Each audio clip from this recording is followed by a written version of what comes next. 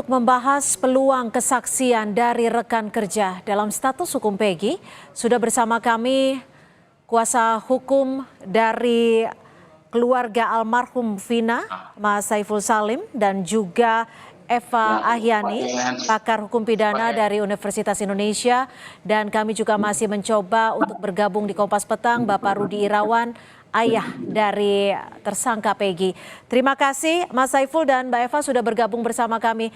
Mas Saiful, saat ini setelah melakukan konferensi pers siang tadi, keraguan-keraguan lain apa yang menyebutkan bahwa Peggy bukanlah pelaku dari pembunuhan?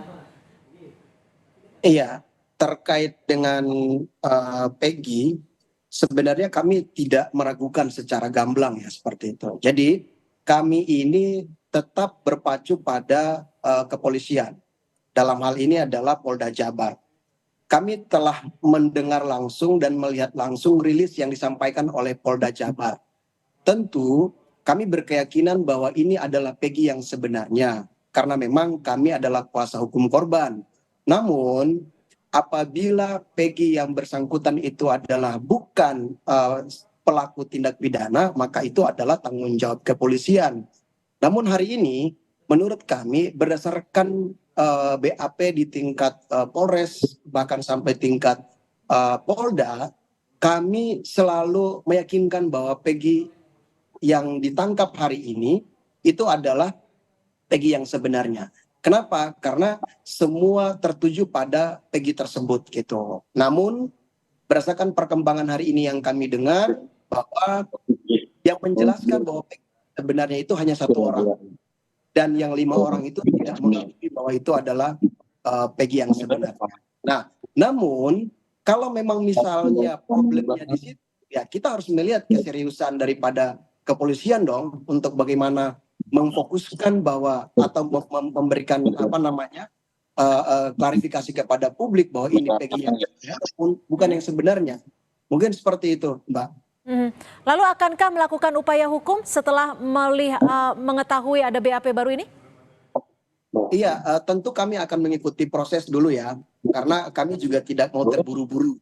Kenapa? Kami juga tidak mau seperti rekan-rekan polisi ataupun Polda Jabar yang kemudian menetapkan ini adalah Peggy dan kemudian mengatakan bahwa 2 pelaku itu tidak. Nah, kami tidak seperti itu. Kami pasti akan menunggu, menahan diri untuk sampai sebenar-benarnya ini nanti prosesnya seperti apa. Mungkin seperti itu. Oke, sudah bergabung bersama kami Bapak Rudi Irawan, ayah dari Peggy. Pak Rudi, selamat sore. Oh, bersama dengan kuasa hukum dari ayah dari Peggy? Selamat sore. Oke, selamat sore Pak Rudi. Pak Rudi, setelah perkembangan dan juga konstruksi hukum hingga saat hari ini, apa yang akan Anda lakukan? Apakah akan ada upaya hukum?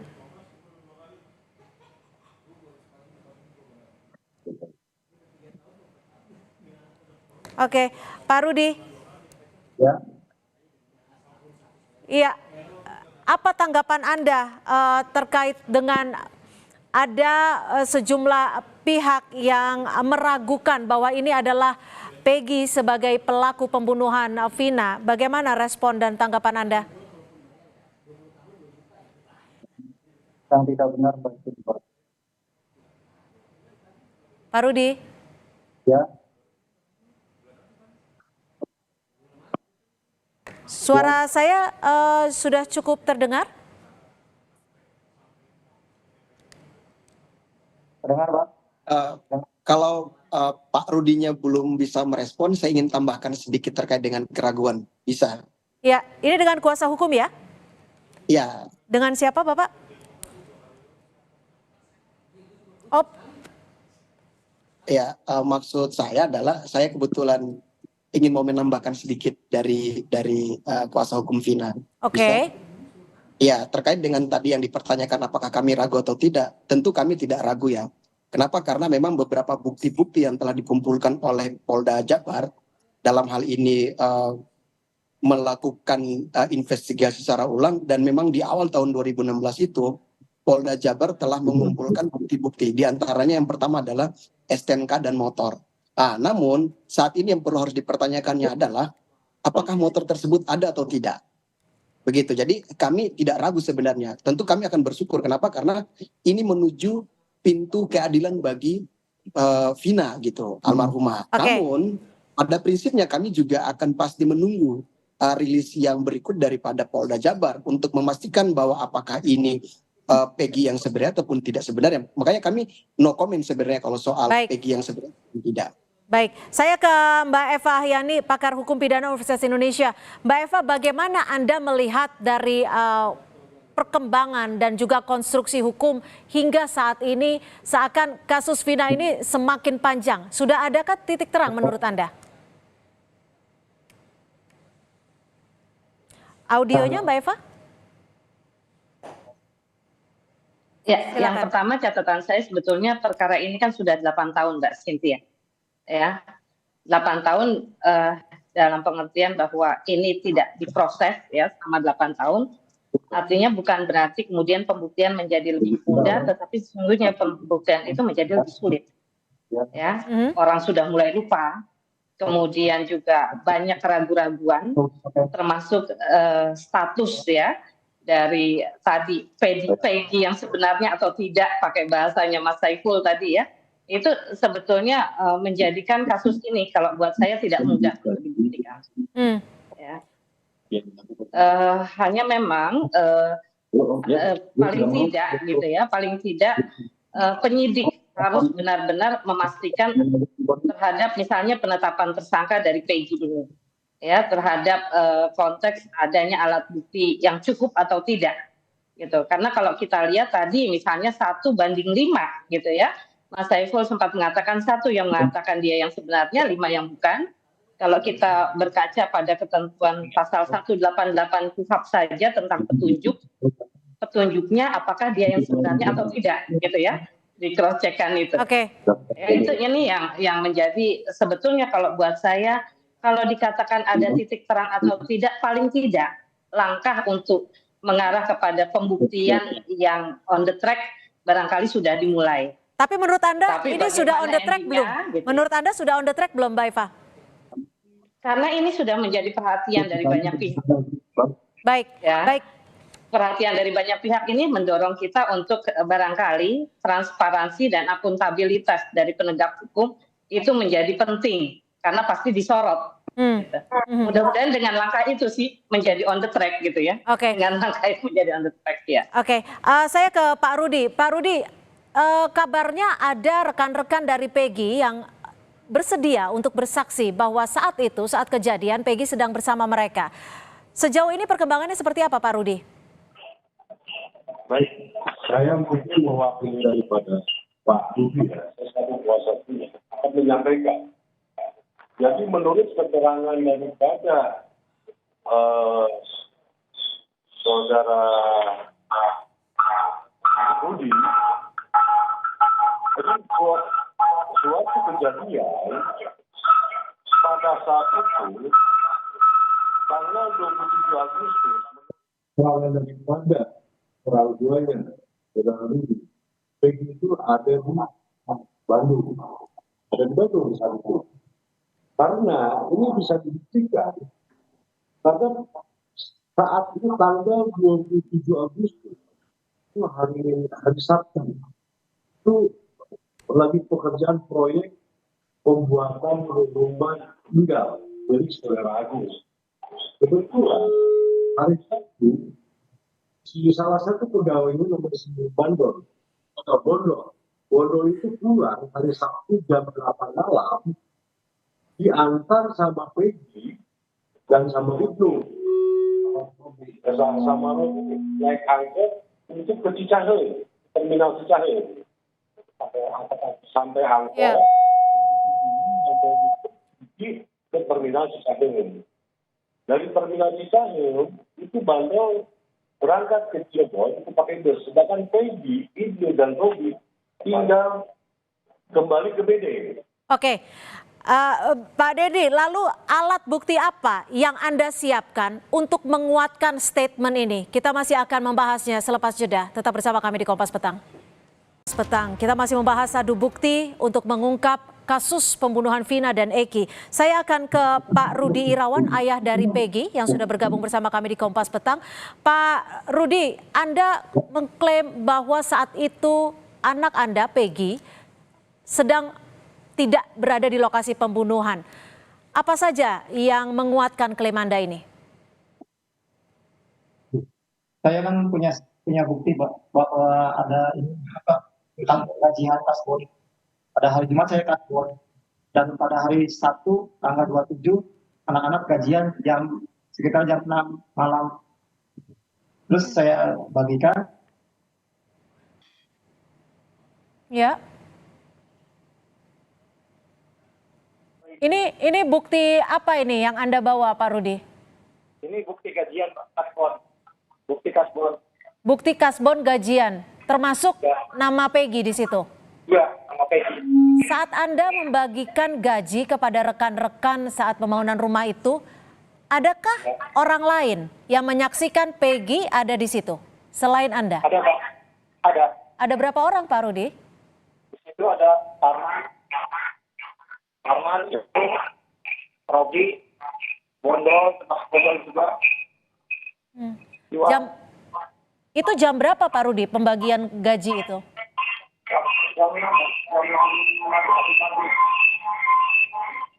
Oke. Jam 6 tanggal 27 Agustus artinya ya.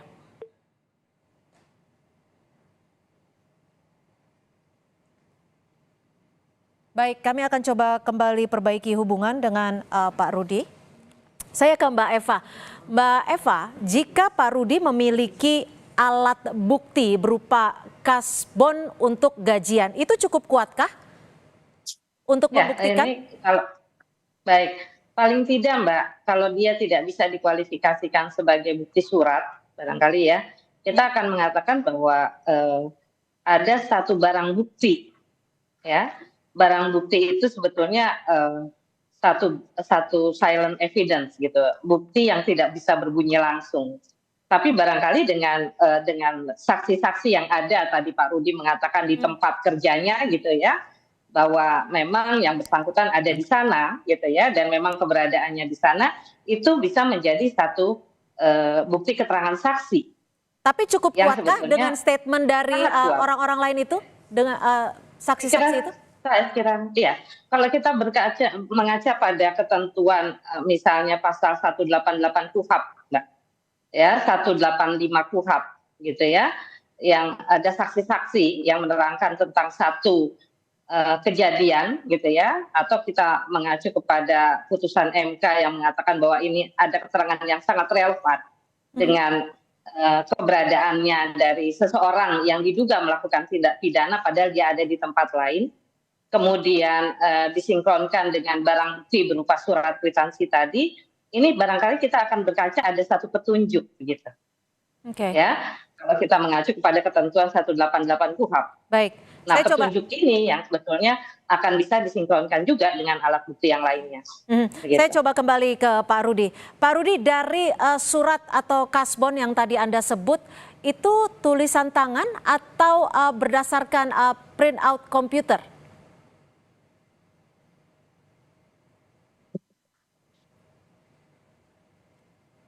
Tulisan tangan ya?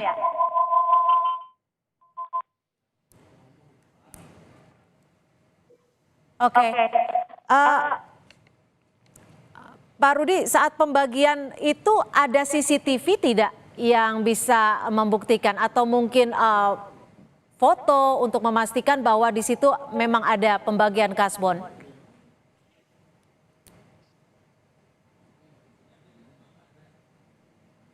Baik, Pak Dendi mungkin bisa bantu jawab, Pak Dendi.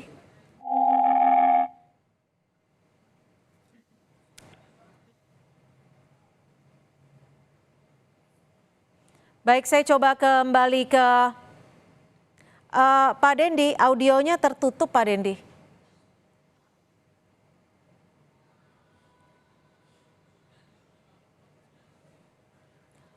Baik, kami kembali mencoba memperbaiki audio dengan Pak Rudi. Mas Saiful, Anda dari kuasa hukum keluarga almarhum Vina sempat berkomunikasi tidak dengan keluarga ataupun kuasa hukum dari Peggy? Iya, sejauh ini belum ya Mbak. Sejauh ini belum. Namun kami ingin sampaikan bahwa dari kuasa hukum Peggy ya tinggal nanti dibuktikan saja, karena kalau kami daripada kuasa hukum korban sudah tentu akan pasti berpegang teguh pada kepolisian karena mereka punya wewenang untuk melakukan penyelidikan ulang. Untuk itu misalnya ketika tadi dibuktikan melalui kwitansi utang tadi atau semacam rekening koran begitu, ini kan tidak melalui komputer. Nah itu mungkin kepolisian akan segera harus melakukan forensik kertasnya. Apakah memang dibuat pada tahun itu atau memang dibuat saat ini atau seperti apa? Namun kami akan memberikan pandangan kami bahwa kalau memang misalnya itu dapat dibuktikan ya silakan. Karena kami juga pada prinsipnya yang namanya korban maupun pelaku itu harus mendapatkan keadilan. Oleh sebab itu silakan berjuang. Baik, Pak Dendi, kembali saya coba tanyakan saat pembagian kasbon itu menjadi salah satu bukti petunjuk. Apakah ada bukti lainnya yang bisa menguatkan? Selain bukti berupa tulisan tangan kasbon, itu ada bukti lain. Jadi saat itu kan pegawai itu ada sekitar 5 orang. Ya. Jadi yang pulang saat itu si Bondol diantar pada hari Sabtu jam 8 malam.